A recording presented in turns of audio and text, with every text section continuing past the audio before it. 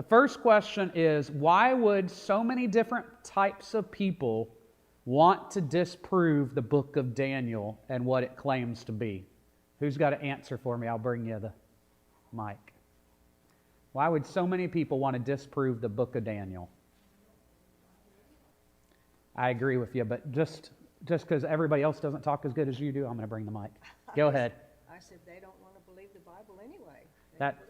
They don't want to believe the Bible anyway. That's one of the main reasons. Anyone got another reason? Yes. Harley, go ahead. Some events seem to be supernatural to Yes. the non-believing world, and also there are things that aren't found in the mainstream biblical text. Fall back. Okay. So one thing is, some things seem to be supernatural and people don't like the supernatural. And another thing is that some people find things that are in other texts and some people don't like things that are in this text. One of those that I brought up last week was, I don't know why I'm holding this mic to my mouth, but I guess, Bryce, it just makes it easier for you if I keep on the same mic, doesn't it? One thing that I brought up last week was, if you watch any popular YouTube video and you pay them $19.99, they'll tell you how to diet just like Daniel. So some people will take this and steal parts of it, but not want the rest of it. Some people don't like that it has the miraculous. Okay. That was good answers for number one. Bryce, what I'm going to do, just because it feels smarter to me, is I'm going to keep talking into this till we're done with this. It is red, but it is not doing anything. Let me try again.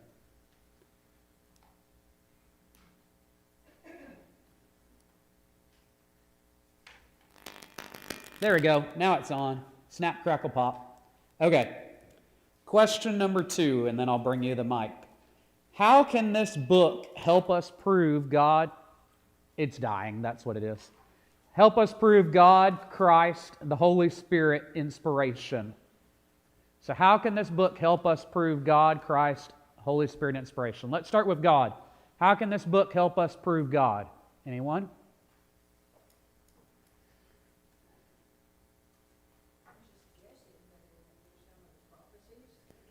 Through some of the prophecies. Good.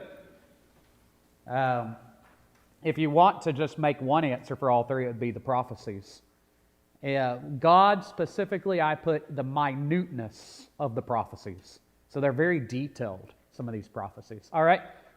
How can we prove Christ through this book?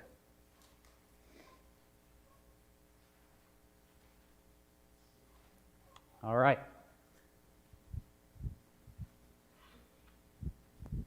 Now let's see if it works this time. There are a number of times when, in Daniel and another, where it forecasts what's going to happen with Christ and so forth, and those events came about, which it proves to us.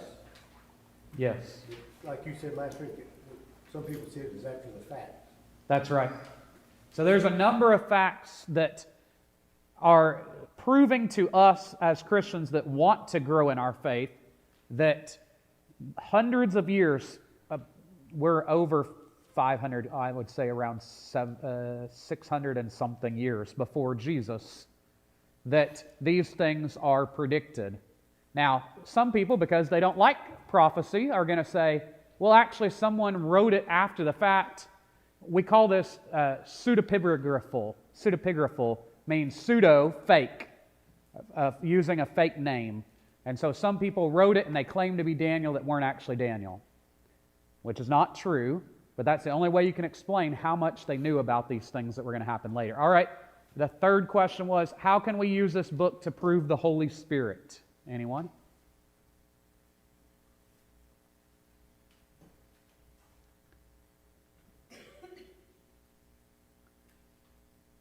Tom, you got one answer? No? Oh, you better not scratch your eye. I think you got an answer. You and Vern both have answers. All right, anyone else? Yes.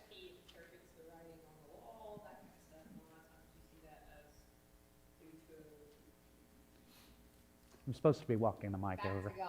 That's Back to right. the Holy Spirit, back to something like that. That's right. So in the book, we have the interpretation of things, which is something that the Holy Spirit typically does throughout different time periods in the Bible. So when Daniel is able to interpret writing on the wall, dreams, those type of things, that is something that we normally think of with the Godhead member, the Holy Spirit. Okay, that was our 2 brief answer questions. Now our memorization. This is why I really wanted the mic, so I could embarrass everybody on the memorization. Because if you don't volunteer, I'll volunteer you. Who memorized Daniel 1:8? Anybody got it? Uh-oh. Okay, go ahead. Paraphrase it for us, Harley. Daniel refused to defile his body by taking the king's food and the king's drink or wine, and he said, "I will remain faithful to the Lord." That's right. That is probably one of my favorite verses in the book, because it is something we all need to be able to do no matter who it is. Daniel is talking to the most important man in the land that could take your head, could kill you easily. And he is willing to refuse what the king wanted. I think I've got this in the King James Version on y'all's outline. I just like the wording there. Daniel purposed in his heart not to defile himself. Not defiling ourselves in the middle of a hard moment is double hard. If you're in the middle of a moment where there's someone important, a boss, here it's a king, someone important, something very, very, very difficult to say no to the wine, to the drink, to the food, to whatever it is that you've decided, that's extremely hard. But if you purpose in your heart beforehand, it makes the decision easier. And so it starts with the heart, and then it leads to the actions. And so Daniel started with his heart. He purposed in his heart that he would not defile himself, and then he did not defile himself. So it starts in our hearts. And then the next set on the homework was to read Daniel chapter 1. Now, before we get into the outline, Bryce, I'll pause on this mic for a minute. Before we get into the outline, I didn't realize, and this is my naivete, and this is also my age, I guess, I didn't realize how hard of assignment that next thing was. So I know several of y'all spent multiple hours outlining Daniel chapter 1. And from discussion I had with a couple people, one thing I realized was it is a generational thing, I guess. Because I was talking to Aaliyah and she said, "This is what I would do, boop, boop, boop, boop." And then I was talking to some of you and you said, I said, in school, in English class, and you said, we didn't do that in school in English class. So I guess that was my fault for not teaching the concept before I gave the homework. So let me teach the concept today, and hopefully that'll make next week easier, okay? So I want you to think about the story of the 3 little pigs. What's the first thing that happens in the story of the 3 little pigs?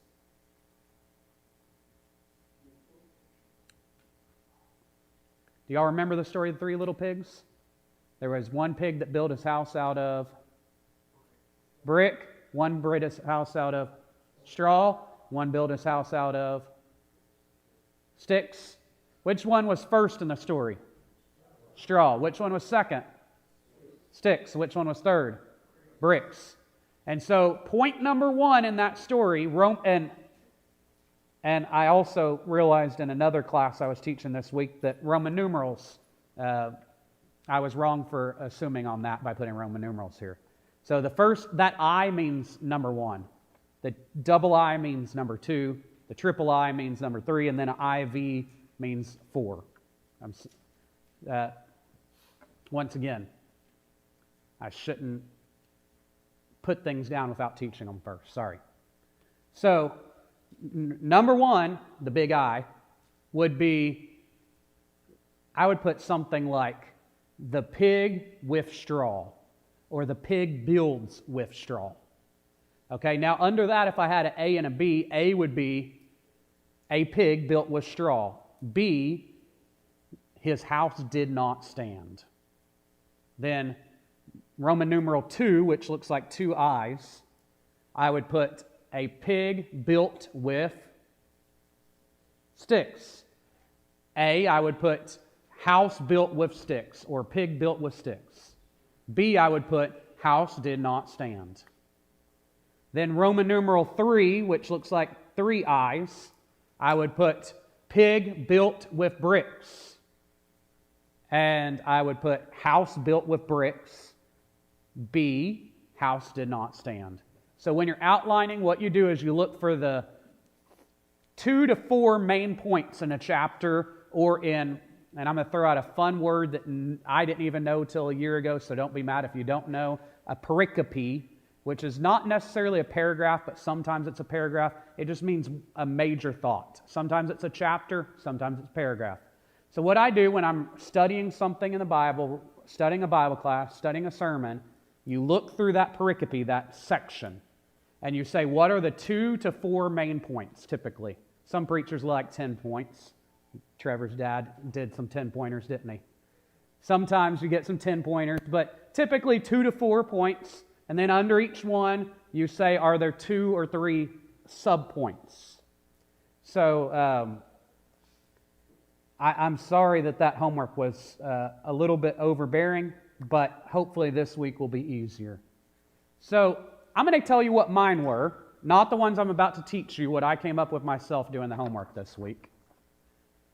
So verses 1 through 7, Daniel taken. So beside the big I wrote Daniel taken 1 through 7, which that I means number 1.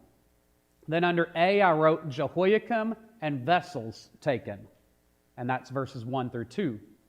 And then verses 3 through 7, B, I put people taken.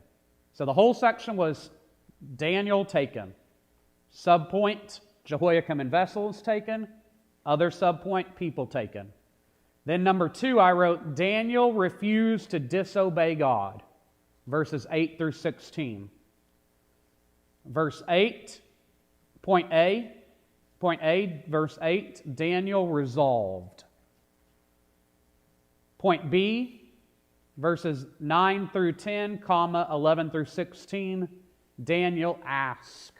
And I put 2 times. Honestly, if I was outlining this, I would have put a C. I would have put Daniel ask, Daniel ask. But since there was only A and B, I put Daniel ask 2 times. Then number 3, which is the 3 I's, Roman numeral 3, I put God bless Daniel, verses 17 to 21. A, God bless them, verse 17. B, they passed the test, verses 18 to 21. So if I was doing your homework, and that's not what I'm going to give you in the Bible class in a minute, that's just what I came up with when I did the homework today. Okay. Anyone that did it this week, you took a brave step. You're learning, you're growing. I'm proud of you. Would anyone like to tell me how you outlined it? Okay. All right. I'm going to give you all that this week because I know it stressed some of you out. So next week, I'm going to call on people. But this week, if you don't understand how you outlined it, it's fine. Okay. Now it's time for our quiz. Introduction 1 quiz. How do I prepare for the quiz? What you do is you read through your notes from last week. These questions are directly from the notes that you had last week. Question number 1. In what century was Daniel written? Was it in the 100s, the 200s, the 300s, the 400s, the 500s, or the 600s? What do you think, Arthur?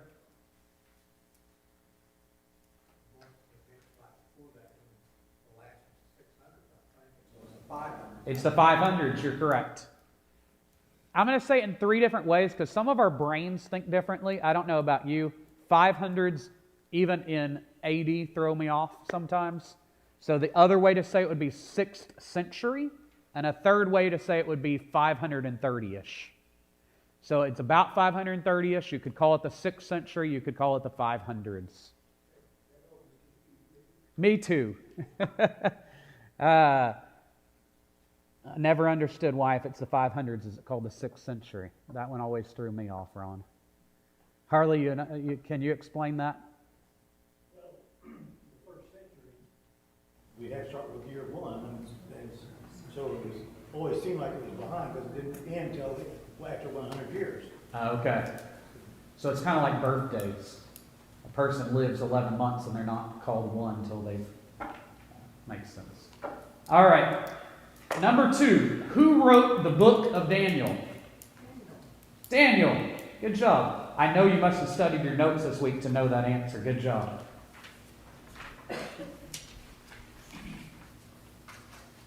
And then if you want to get really confusing about someone's first birthday, they've actually been about 10 months plus 11 months. So they're about 21 months old before we call them 1 year. Oh, I don't know. Okay. All right. We're going to get into some numerology in the end of class, if I remember to. And actually, I told y'all to remind me of something at the beginning of class today. Does anybody remember it? We didn't have time to look at where Jesus or anyone else talked about Daniel. Does anybody have written down on their outline from last week, where did Jesus reference Daniel?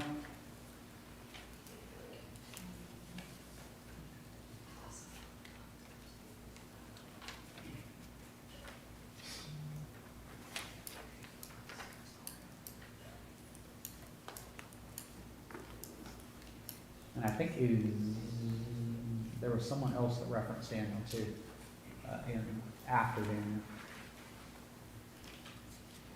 All right. Well, good. I don't remember where it was either, but if y'all find it in your notes, tell me and we'll turn there, because we ran out of time to turn there last week. Matthew 24:15. It was Matthew 24:15. Thank you. Harley, did you find a different one? No, that's what I had. Okay, perfect. Luke 21:20. Okay. Kendall, do you mind turning to the Luke one? Okay. Matthew 24:15, I will read there. So when you see the abomination of desolation spoken of by the prophet Daniel standing in the holy place, let the reader understand. Then let those who are in Judea flee to the mountains. Let the one who is on the housetop not go down to take what is in his house. Let not the one who is in the field turn back to take his cloak. And alas, the women who are pregnant and those who are nursing infants in those days. Pray that it may not happen in winter on a Sabbath. So Jesus references something Daniel spoke about called the abomination of desolation. And Jesus goes to explain what it is. It's going to be when Jerusalem is going to be destroyed. And he tells the Christian, well, not Christians yet, the believers, watch out so you don't get destroyed when Jerusalem got destroyed. And our historians tell us, and this could be an oversimplification, but historians say that no Christians died when Jerusalem was destroyed because they were watching for the signs. Daniel, Jesus, had warned them about, and so they ran in time. All right, the second one was from Luke. But when you see Jerusalem surrounded by armies, then know that its desolation has come near. Then let those who are in Judea flee to the mountains, and let those who are inside the city depart. And let not those who are out in the country enter it, for these are days of vengeance to fulfill all that is written. Alas, for women who are pregnant, and for those who are nursing infants in those days, for there will be great distress upon the earth, and wrath against this people. They will fall by the edge of the sword, and be led captive among all nations, and Jerusalem will be trampled underfoot by the Gentiles until the times of the Gentiles are fulfilled. So Daniel, while he was in captivity and Jerusalem was currently fallen, and I'm skipping ahead for y'all. If you need me to repeat that, I will. Okay, I'll repeat it. Daniel was in captivity and Jerusalem had currently been defeated. He is predicting, this is how prophecy works. This is what's so cool about prophecy. He's predicting that Jerusalem will be defeated. And you're going, wait, it's already defeated. That's right. So for his prediction to come true, they have to go back to Jerusalem, rebuild Jerusalem. Everything has to get back to normal, and then it has to happen again. And Jesus references this saying, be prepared, it's coming. And it came 35 to 37 years after Jesus died, exactly as he predicted. Harley? Daniel, the book of Daniel is criticized because he was not prophetic. Yeah. But as you just read in Matthew 24:15, Jesus called him a prophet. Yes. Jesus called him a prophet. And that was one of the confusing things we talked about last week. The Jews did not put it in their prophetic books. They put Daniel in the wisdom books because his career was not the career of a prophet. But Jesus calls him a prophet. Our English Bible puts it in the prophetic books, but theirs put it in the wisdom books. So it's, I guess, an age-old controversy. Where does he belong in the Bible? He does. The where is not as important. Either wisdom or prophecy, or maybe a little bit of both. Okay. Here's our objectives for this lesson, and we may not get through all this tonight, but that's okay. The homework's important because if we only talk about a study on Sunday or Wednesday, I don't know about y'all. I know when I teach in the auditorium, you feel like you have to backtrack and reteach a lot, don't you? When it's time to teach again. Because from Sunday to Sunday, you can forget a lot. From Wednesday to Wednesday, you can forget a lot. But if you do the homework, you're a lot less likely to forget what you've talked about. So if we don't make it through all of today's lesson, we'll just keep going next week. So here's our objectives today. I want us to understand the historical introduction to Daniel. Second, I want us to learn about Daniel's childhood and his teenage years. And I think we can easily forget how young Hananiah, Mishael, Azariah, and Daniel were. These were kids that were making good decisions. These are teenagers, childhood into teenage years. Third, I want us to understand that Daniel stood for God. And then this fourth one is kind of fun because I use two words interchangeably. God, Daniel, was tested. God, Daniel, passed the test. If we are being tested and we're standing with God, then when God is tested, guess what God's going to do? God's going to pass the test. So if we're standing with Him, then we will also pass the test. And then fourth, apply that to our lives. So let's start off with the historical introduction. If you're taking notes, this is Roman numeral 1, historical introduction.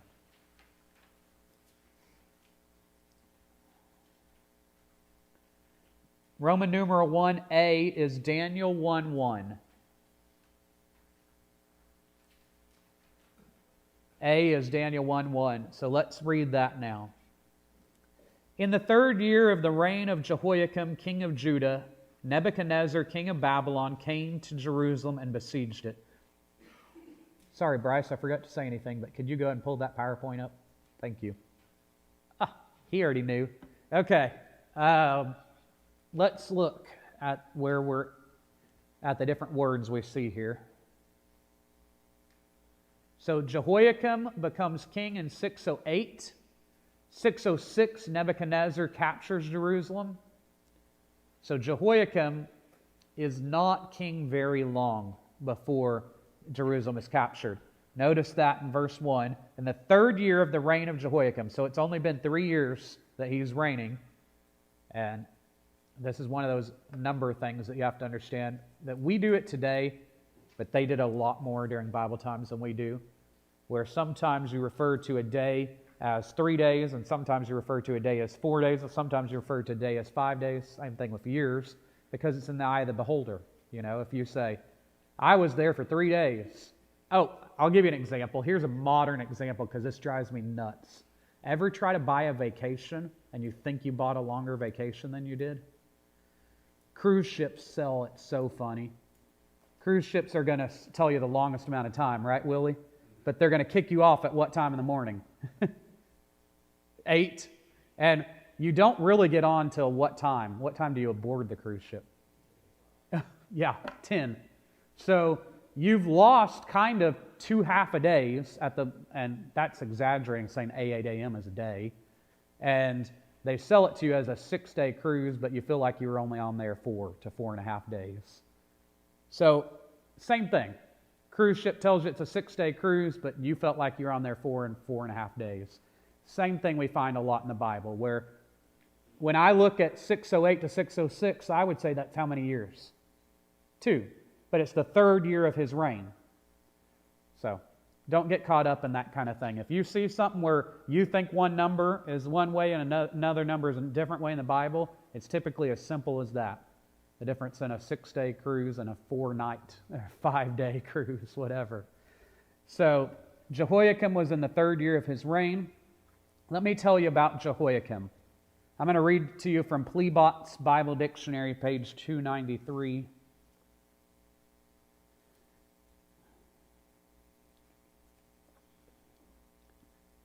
Jehoiakim. Jehovah raises up is what his name means. Originally his name was Eliakim, son of Josiah, king of Judah. After disposing Jehoaz, Pharaoh Necho set Eliakim, his elder brother, upon the throne and changed his name to Jehoiakim. So a Pharaoh comes along and takes over God's land, God's people. And when he does, he gets rid of the current king and he makes his brother king. And his name is Jehoiakim. For 4 years, Jehoiakim was subject, and that was in 608 to 597. So 608 to 597, Jehoiakim is king. When Nebuchadnezzar defeated the Egyptians at Carchemish in 605, Nebuchadnezzar entered Jerusalem. He received the submission of Jehoiakim and probably took some captives and some of the precious vessels of the temple and carried them to the land of Shinar. So let's pause there for a moment. So Jehoiakim's just been a king for a few years. Who made him king? Pharaoh Necho. So Pharaoh, Egypt makes him king. Okay? Egypt makes him king, and then guess what? Babylon defeats who?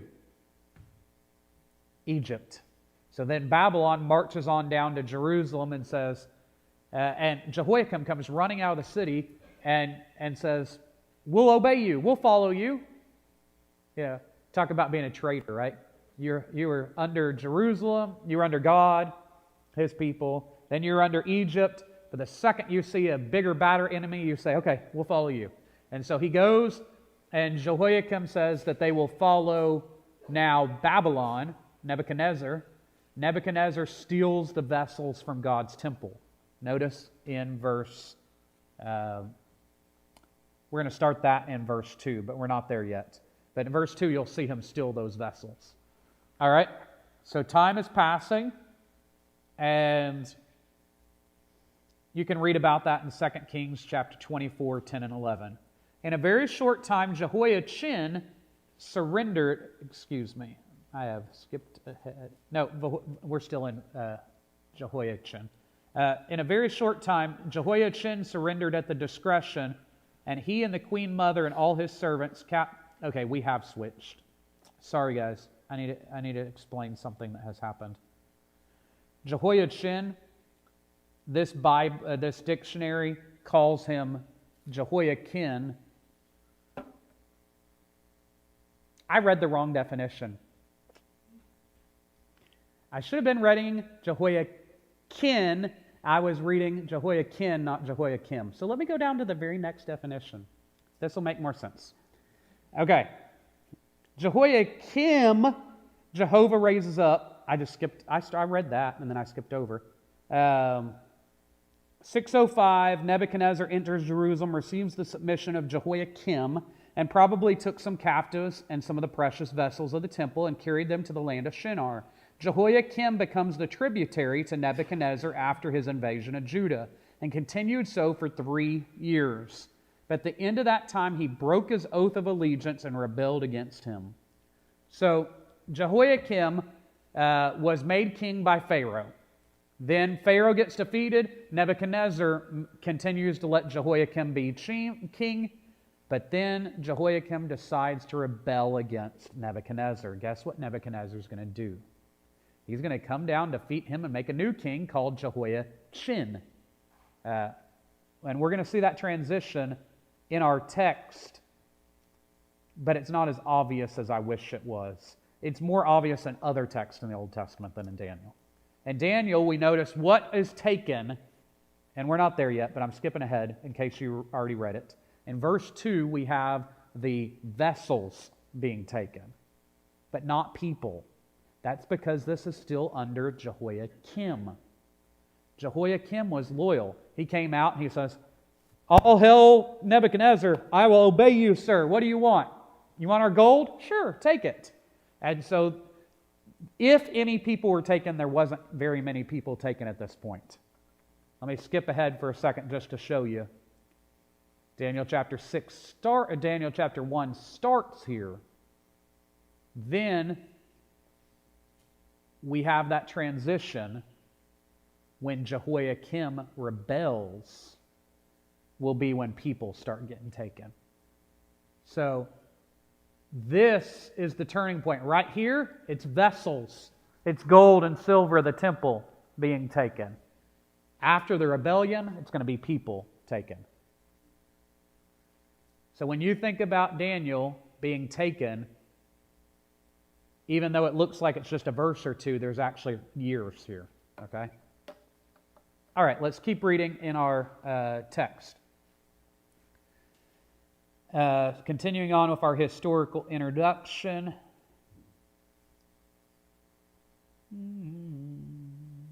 I've got a lot here. I'm just trying to decide what's important. Okay, let me talk about Nebuchadnezzar for a minute. What was Nebuchadnezzar the king of? In verse 1. Babylon. What does Babylon sound like? Babel. Babylon is the oldest empire in the world. Most of its time it was not an empire. It was just a small city, small nation, and it started all the way back at the time of Babel. But Babel originally, yes, it was a conglomeration of people which, if God hadn't stopped that, would have been an empire. But at that time it was just a city. But eventually, and this is thousands of years. It's one of the longest empires. Probably nowadays China has passed that, but at that time it was the longest empire. And it doesn't become a world empire until around this time. For most of the time it's just a nation. It's a small empire. A nation, better word than empire. But eventually it becomes a world empire. By the time Nebuchadnezzar is around, it is a world empire. One of the biggest. Nowadays, we've had several. We got a pretty big German empire, pretty big British empire, pretty big Muslim empire. What's the correct term for that? I didn't use the right term. Okay. Y'all didn't correct me, so I guess I'm good saying Muslim empire. So we've had probably 5 to 7 big ones in our time periods. But back then, Daniel's going to mention all the major ones in his book. You got the Medo-Persians, the Babylonians, the Assyrians. Can y'all name another that Daniel will mention? The Greeks and the Romans. So most of the time in Daniel, there's going to be a mention of 5, sometimes 6. There. Okay. So Nebuchadnezzar is a giant leader of a world empire. Continuing our historical background, let me go to our next slide here. Yes, Harley. In my studying of mathematical history, Yes. Babylon came up, Yes. and in it they had devised or had historical background to suggest that Babylon was so far advanced that they may have had electric, they may have had vehicles that were not powered by horses, Yeah. but that was all lost and Yes. never verified. Yes. I was going to bring up and you can help me with the word sextant or something. The counting numbers by sixes. The Babylonians had a very advanced civilization, world empire, and one of the things was they counted everything by 60s. And we're in a time period and in a part of the world that counts everything by tens. And so if you count everything by tens, it sounds crazy to count things by 60s until you try. How many seconds are in a minute? 60. How many minutes? How many minutes are an hour? 60. Huh. And most of the world thought, not most of the world, but there was a lot of time period that we counted a calendar by how many days in a year? 360. So 60s are very divisible. Okay, what's a circle? 360. So 60s are a very good mathematical way to think about things, and the Babylonians used that system. Another thing that is very famous from his time period is he made the Hanging Gardens of Babylon, one of the ancient wonders of the world. His gardens were unsurpassed.